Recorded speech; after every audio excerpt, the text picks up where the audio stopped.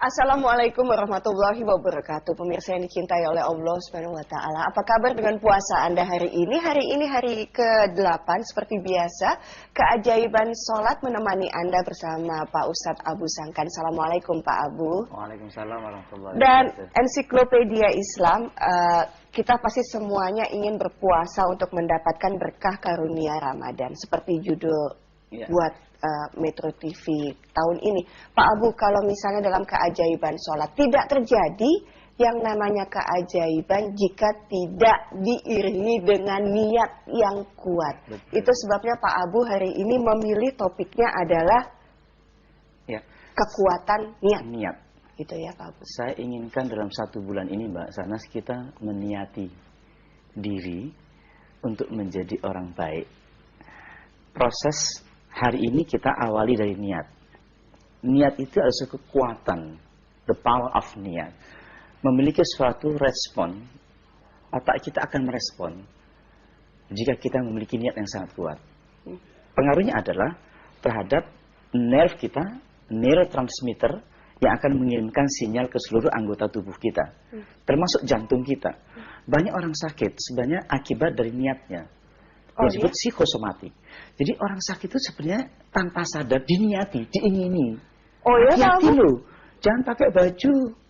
Nanti kalau nggak pakai baju nanti masuk angin. Anak kecil maksudnya. Sering kita ditanamkan diulang-ulang dalam pikirannya bahwa kita ketika kita berpikir seperti itu, maka ada saat ditemukan secara psikologi orang yang bunuh diri itu ternyata sudah sering diniatkan.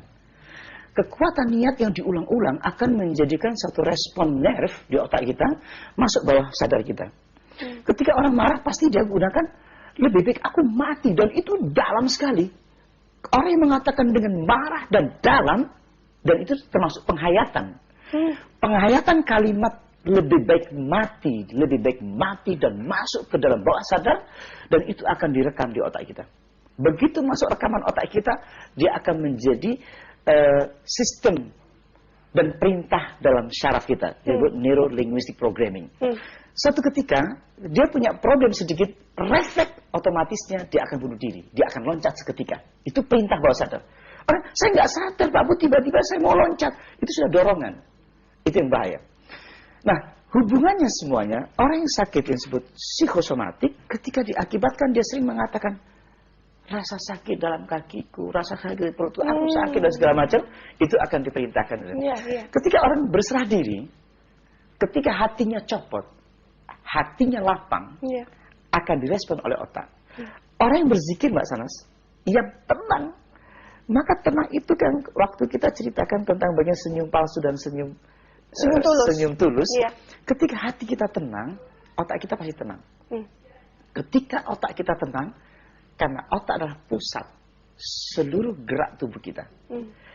Pusat bagaimana mengendalikan organ tubuh kita. Ketika hati tenang, pasti otak tenang. Ketika otak tenang, pasti seluruh organ tubuh akan tenang. Ketika tenang itulah hormon-hormon adrenalin menurun, kortisolnya menurun, dan seterusnya. Kortisol ini adalah penyebab kanker. Ketika orang yang hatinya marah, akan direspon oleh otaknya. Orang yang dendam kesumat yang terus-menerus terhadap seseorang akan menyebabkan kekacauan dalam tubuhnya. Itu jadi niat ya. Allah mengatakan sebenarnya awal dari semua penyakit fi qulubihim maradun fazadahumullahu marada. Di dalam hatinya ada penyakit kejiwaan. Apa penyakit jiwa itu? Iri, dengki, syirik, ragu-ragu, khawatir. Padahal setiap saat, mengapa kebanyakan seorang wanita itu lebih banyak teridap penyakit kanker, penyakit mah, dan seterusnya. Karena wanita itu lebih banyak khawatir, ragu-ragu, yang selalu mang-mang. Anaknya pergi sekolah, terlambat sedikit sudah paling gampang adalah seorang wanita. Itu hati-hati, bahaya sama sekali. Yang kedua, suaminya tidak pulang 3 hari sudah khawatir, sudah deg-degan luar biasa, nggak pernah pasrah. Bukan khawatir muncul di rumahnya siapa, takut kalau meninggal nggak ada yang ngubur Pak Abu. Itulah, ini untuk 1 bulan nanti ke depan ini. Bagaimana caranya menghilangkan iya, khawatir ini itu? akan kita proses Mbak Sanas, jadi mulai dari niat, kita awali betul, kita harus terkonsentrasi terhadap tema-tema kita kali ini, sampai kita terfokus menjadi, dan kita ngalami langsung. Baik, Pak Abu, nanti kita akan meneruskan lagi dengan mengkaitkannya kekuatan niat bila dihubungkan dengan sholat dan keajaiban sholat yang ingin kita ciptakan untuk tubuh. Kami akan kembali lagi sesudah ini, silahkan. Anda bisa menghubungi Pak Abu Sangkan di 021 58 30 40 50 untuk Anda yang ingin bertanya sesuai dengan topik hari ini, yaitu kekuatan niat. Kami akan kembali lagi sesudah ini.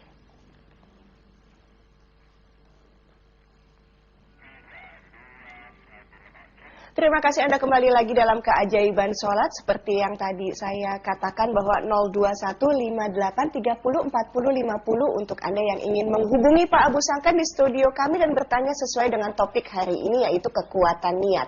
Ada seseorang yang ingin memberikan testimoni untuk kita semua bagaimana ia merasakan sebuah keajaiban sholat, keajaiban niat yang dikaitkan dengan kesembuhan atas penyakit yang dia derita. Ini dia. Liver ini diderita oleh kakak saya selama 3 tahun. Kakak saya meninggal karena liver. Tahun kemudian saya kena liver. Saya udah berusaha berobat ke dokter. Di samping ya mungkin berdoa, ikut ya meditasi. Setelah saya mengikuti sholat susu, alhamdulillah, walaupun pertamanya kami tidak mengerti, terus belajar, akhirnya suatu ketika saya ketika menunggu adzan atau sholat subuh, saya diam, tiba-tiba di perasaan saya ada obrolan. Sebetulnya mulut saya diam, tapi ada rasa kira-kira beginilah kalau diutarakan, aku sengaja kau kasih sakit seperti itu supaya kamu melihatku. Saya tiba-tiba nangis, ya Allah, terima kasih ya Allah, Engkau telah memberi penyakit ini sampai aku bisa melihat atau menyadari Engkau. Sampai ya Allah, sampai gak ketahan, saya nangis terus. Ya alhamdulillah, selama sholat susu mungkin saya kelupaan ya, badan enak. Ya selama mengikuti sholat susu, mungkin tanpa disadari saya lepas semua obatnya, kenikmatan tubuh, ibadah. Pak Bambang, terima kasih banyak atas testimoninya. Pak Abu, silakan Pak Abu untuk mengulasnya. Kesimpulannya dari semua yang testimoni, mengapa harus terdesak? Orang baru langsung loncat. Ketika orang didesak, orang terpaksa kadang-kadang dianggapnya seperti itu, maka terfokus. Mengapa dalam Islam dilarang syirik, bercabang hatinya? Selama ini kita bisa bilang, oh kalau ke sana dulu deh. Jadi secara kejiwaan dia tidak pernah berobat sebenarnya. Kenapa? Pikirannya bercabang. Kesana kali ya. Kesana. Semakin ada orang mengasih tahu lagi. Oh kesana kali ya. Kesana lagi. Oh di sana ada alternatif yang hebat. Secara kejiwaan dia tidak bisa berobat. Kenapa? Dia pecah pikirannya. Itu nggak dapat kekuatan niatnya ya. Kekuatan niat itu kenapa dalam Islam dilarang musyrik? Musyrik itu adalah percabangan pikiran. Iya. Yang tadinya harus satu hanya ke Allah, terfokus pada Allah saja. Ketika orang terfokus bertauhid, ada kekuatan yang luar biasa. Kekuatan ini yang sebenarnya menyebabkan seluruh organ tubuh kita. Kemudian setelah itu kita berserah diri pada Allah, maka tubuh kita akan merespon. Neurotransmitter akan merespon apa yang kita sentuh. Ceritakan lebih lanjut, Pak. Contoh begini. Pertama adalah otak manusia adalah pusat seluruh gerak organ tubuh kita. Setuju. Memproduksi sesuatu. Ketika kita kecewa, otak kita juga akan kecewa. Dan bergoncanglah seluruh tubuh kita. Ketika hati kita terfokus, ketika saya menyentuh tangan saya, maka neurotransmitter mengirimkan sinyalnya sampai ke otak saya. Betul.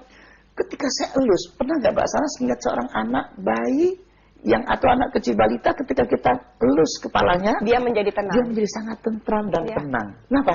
Ketika sentuhan itu menyentuh pada pusat sarafnya, dia akan tenang. Betul. Nah, itulah rasa neurotransmitter mengirimkan sinyal.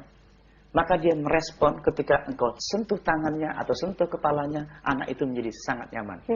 Nah, sekarang ketika saya menghadap Tuhan, ya kan? Ketika gerakan-gerakan dalam gerakan kita kepada Allah Subhanahu wa taala, sekarang kita bisa rasakan tak? Ketika kenapa dalam sholat innamal a'malu binniyat wa innamal likulli imri'in ma nawa. Setiap perbuatan harus dasar oleh niat. Bagaimana dengan flowchart yang Pak Abu mau kasih tunjuk ke pemirsa? Ini adalah suatu logika ilmu tentang bagaimana niat yang diinformasikan terus ke otak kita. Kata-kata positif atau gerakan-gerakan yang positif yang ketika kita tampilkan terus-menerus akan direspon oleh otak, maka dia akan masuk ke bawah sadar kita menjadi sebuah memori. Long term memory. Ini bisa diperhatikan proses datangnya emosi atau perasaan atau rasa takut dan gelisah dan seterusnya. Sebenarnya ketika indera mata kita atau ilmu pengetahuan informasi negatif yang masuk diulang-ulang, itu akan menjadi repetition power, menjadi sebuah memori. Memori itu ada dua, short term memory and long term memory. Begitu masuk ke long term memory, pasti dia masuk bawah kesadaran, menjadi sadar manusia.